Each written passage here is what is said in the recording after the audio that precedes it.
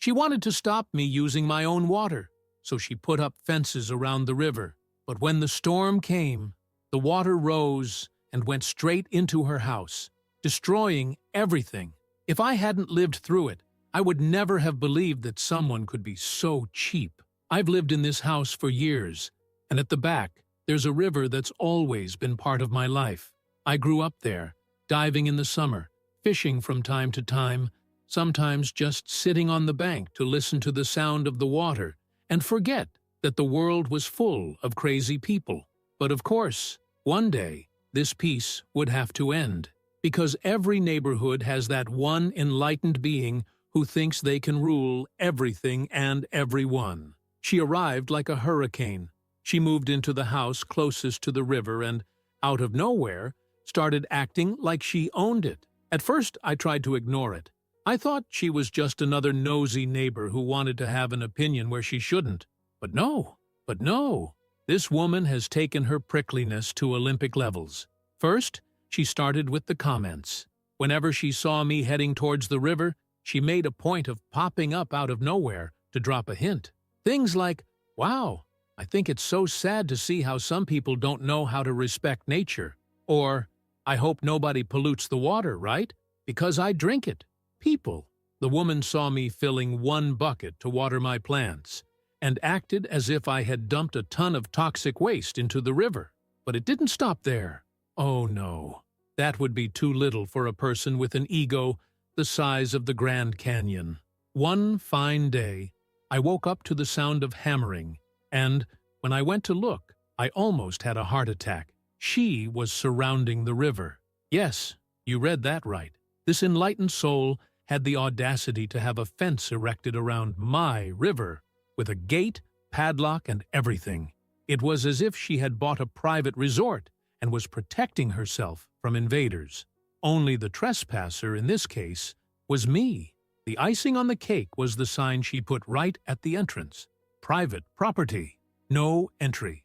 Fine for trespassers. Fine? Mual-ta? What planet did she think she was on? The planet where her house automatically included the river? The height of absurdity. My patience, which was already thin on the ground, ran out. I tried to resolve it in a civilized way and went to talk to her. I asked her where she got the bright idea to fence off a river that clearly wasn't hers. Her reply? But I live here now, and I like to have privacy. Besides, the water from the river comes to my property, so I have a right over it. Water rights. Repeat after me. Water rights. She said it with the cleanest face in the world, as if it was the most logical thing to say. I laughed nervously. I tried to explain that it wasn't her river, that I had always used that water, that no one had ever had a problem with it. But the woman simply crossed her arms and said that things change. Yes, they do. My patience, for example, changed from little to zero. I went straight to finding out what my rights were. I called all kinds of public bodies, looked up laws, and even spoke to a lawyer friend of mine. And guess what? She couldn't do that. It wasn't her river. She couldn't fence it off. But of course, convincing this creature that laws exist would be more difficult than teaching a fish to ride a bicycle. While I gathered evidence and tried to resolve the situation, the woman didn't stop. She installed cameras, put up more warning signs, and, I swear to God, had the ability to put up a gate with a password. Yes, folks, she turned a river into a VIP club, and only she had the password.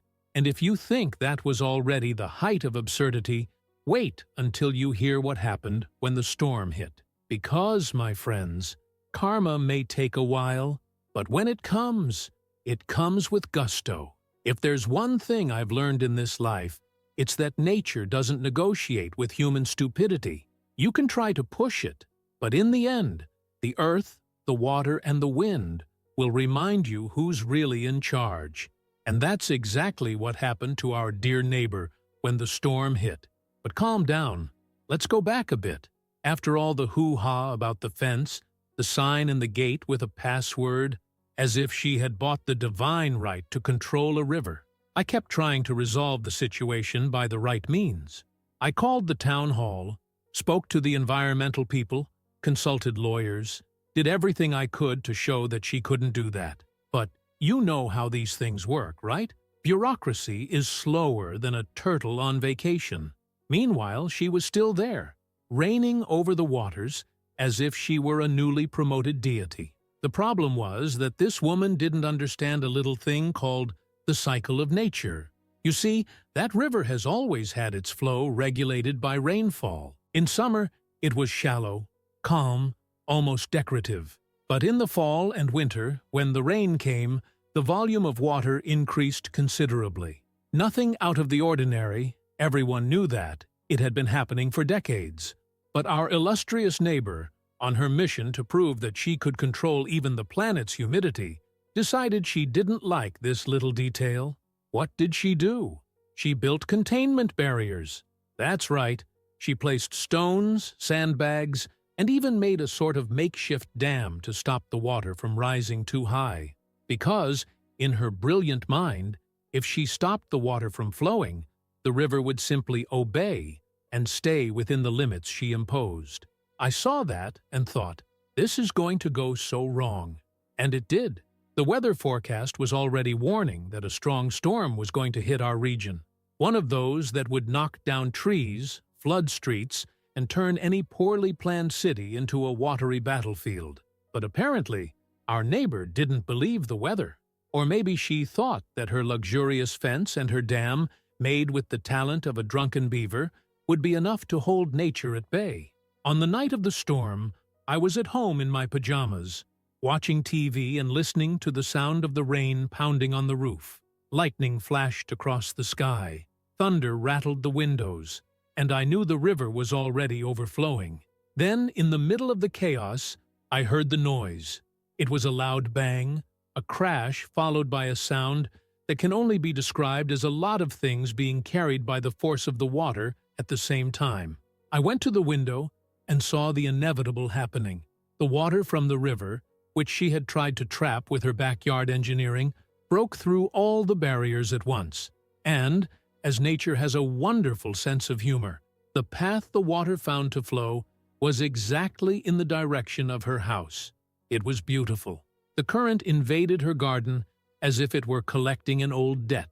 The force of the water swept away the chairs on the balcony, knocked over plants, tore down part of the fence she had built, and, to my personal delight, carried away the silly sign that said, "Private Property." But the best was yet to come. Her gate structure, which she thought would be enough to keep the river under control, was knocked down like a toothpick. And when the water found a new path, it invaded her house through the back door. Imagine the scene. The woman, who had spent months thinking she could decide who had the right to the river, was now inside her house, watching her own furniture float away as if she had bought VIP tickets to the worst magic show in history. And you know what I did? I grabbed my raincoat, made myself a hot cup of coffee, and went out onto the balcony to enjoy the show. She came out of the house soaking wet, completely hysterical, shouting things like, "This is a disaster! Someone needs to do something!" And, my favorite, "This shouldn't be happening to me. Honey, it happens to anyone who thinks they can defy nature." I watched it all with the serenity of someone who knows that karma never fails. And when she saw me standing there, drinking my coffee and observing the chaos she herself had created, her expression was priceless. I still tried to hold in my laughter when I saw that her car, parked in the driveway, was now partially submerged in mud and full of leaves and twigs stuck to the windows.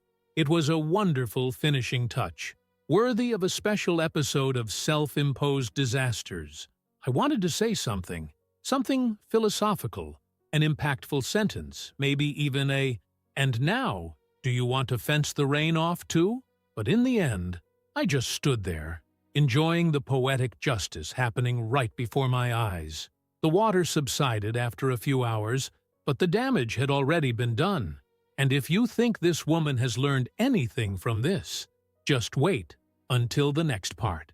Because, my friends, some people just don't know when to stop. If the story ended in a storm and the destruction of her house, it would have been a perfect ending, a true tale of nature's justice. But no, my friends, because some people not only refuse to learn from their own mistakes, but even managed to become more insufferable after being punished for their own stupidity. When the water receded and the chaos became evident, I swore that this woman was going to disappear in shame, maybe even sell her house, and go torment another neighborhood. After all, who in their right mind would have the courage to go out there after spending months acting like the owner of the river, only to end up literally drowning in their own arrogance? Well, I underestimated the power of victimhood and blame shifting. Because guess who decided to make a fuss in the neighborhood saying that the flooding was my fault?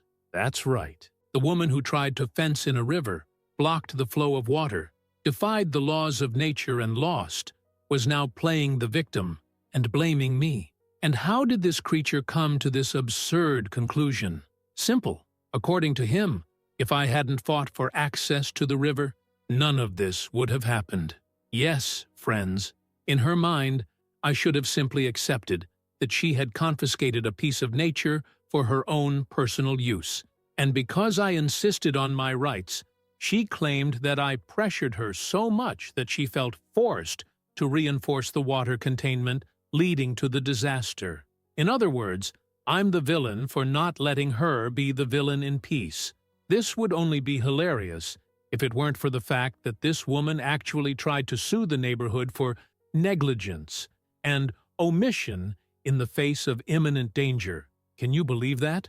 She went to the town hall, made a fuss saying that no one did anything to prevent this from happening, that the whole neighborhood should have mobilized to prevent her house from being destroyed, and that it's absurd that such a tragedy occurred without anyone intervening.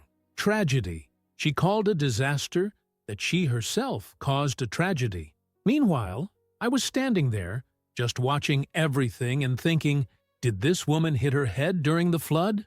But no, what she hit was a ridiculous lawsuit, demanding compensation from her neighbors, claiming that they all had a moral responsibility to help her protect her house. Yes, because in the parallel world where she lives, the rest of the neighborhood should have formed a human chain to prevent water from entering her house.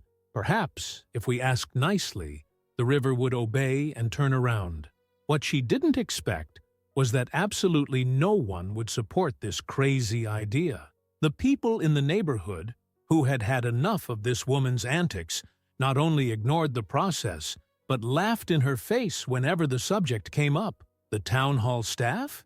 They practically refused to take it seriously. And the most beautiful thing of all, the very lawyers she tried to hire laughed. Because do you realize how ridiculous something has to be for a lawyer to turn down money?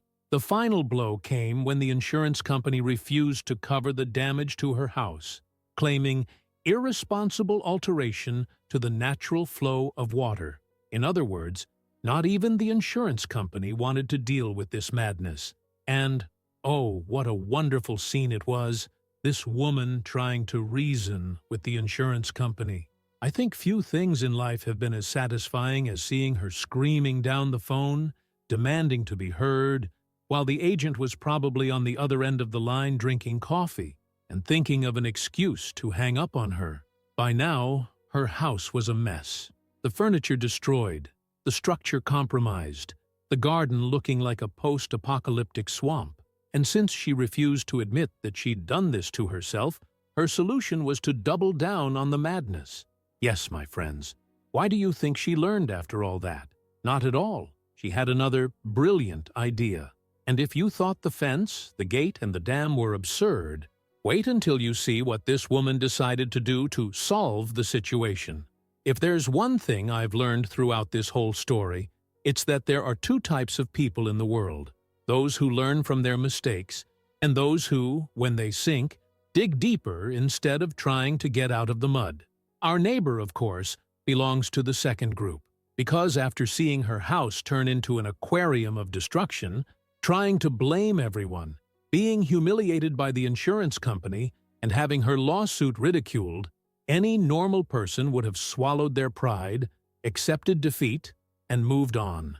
But no, not only did this woman not give up, she decided that the solution to all this trouble was to build a wall around her house. Yes, after seeing the water sweep away everything she tried to control, her big idea was to create a personal dam. And, amazingly, she got permission to do so, because, apparently, the city council also wanted to see how far this insanity would go. She hired bricklayers, bought tons of cement, and started building a gigantic wall around her property, as if she were preparing for a watery apocalypse. I passed in front of the building a few times and almost collapsed with laughter. It looked like a medieval castle made to defend against invisible invaders. Only, obviously, nobody thought it was a good idea. The whole neighborhood was outraged.